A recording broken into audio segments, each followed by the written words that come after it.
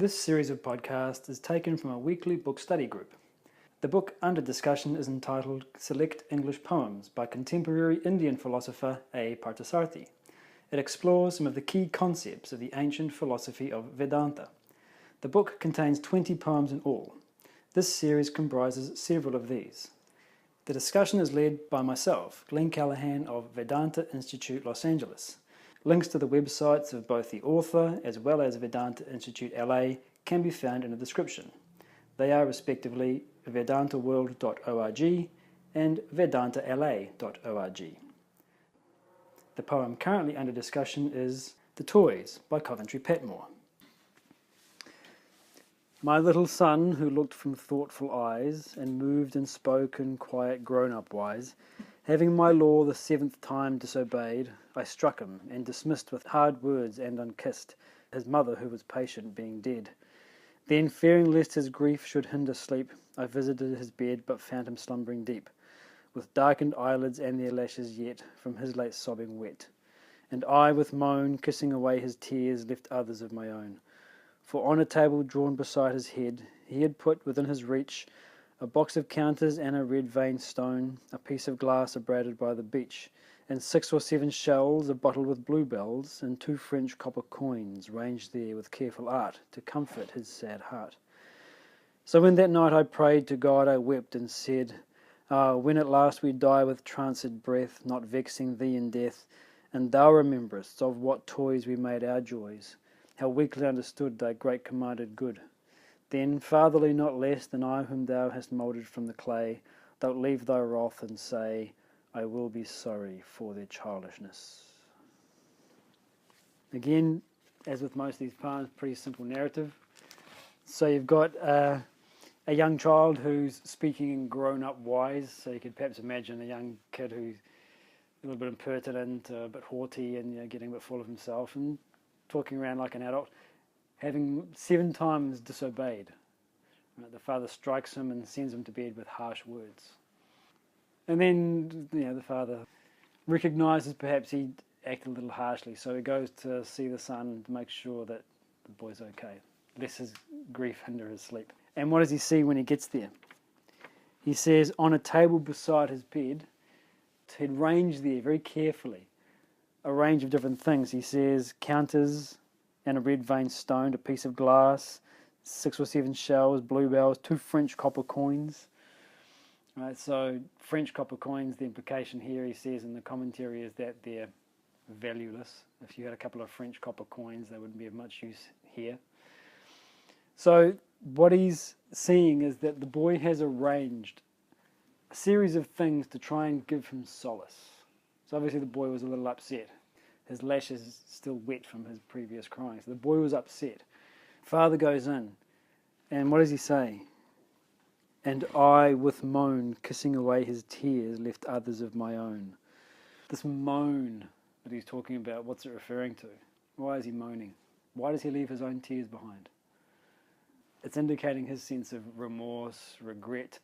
There's a moment of grief for the father. Obviously the grief was visited upon the son because he was crying and had to arrange these things for solace. You can imagine the scene. The father opens the door, stares in and sees what he sees in front of him.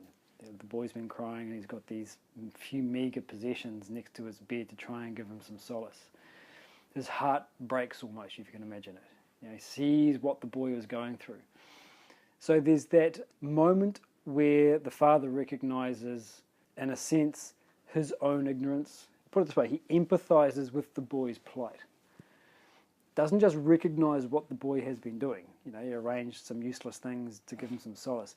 But there was a genuine empathy. I too. So there's that moment of grief, if you want to call it that. But usually we use the word grief in a negative connotation. Here, you could legitimately say that what the father went through was a positive experience, because there was a moment of humility. There was a moment of introversion. I do the same thing. How can I condemn someone for doing the same thing that I do? And that's exactly what he says. So, when that night I prayed to God, I wept and said, when at last we die with tranced breath, not vexing thee in death, and thou rememberest of what toys we made our joys. So this is what he's talking about. He looks at the range of relatively useless things and says these petty things that he's using to gain some sense of solace. So there's that moment where he's able to recognize a parallel. Who is the boy? And in that moment when the father moans, who is the boy? It's himself. He sees himself right there. Doing what? Acquiring petty, meaningless things just in order to gain a sense of solace from the world, because of some internal dissatisfaction. So he sees himself when he looks at the boy and recognizes. And so it's very difficult. The moment you see that you are doing the same thing as another person, it's impossible to condemn them for it in that antagonistic way. Go straight back to the first poem, The Turkey and the Ant. Ere you remark another's sin, but thine own conscience look within. Where do I do that? And you've got, this is why you still got to look a little under the surface. You say, well, I don't chase coins and pebbles and a red vein stone. No, I don't want any of that stuff. No, but you're not looking deeply enough. The same phenomenon is functioning. So when we condemn another person for doing something, look under the surface. It might be a different object that I'm chasing. It might be a different sort of attention that I'm seeking. It might be a different sort of wealth that I'm trying to acquire.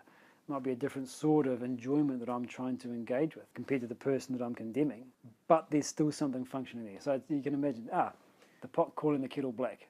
So you can imagine someone who's addicted to cigarettes condemning someone who's addicted to alcohol. It doesn't make any sense. Oh, I don't drink like that. You're missing the point. But there's still that addiction, there's still that slavery, there's still that dependence.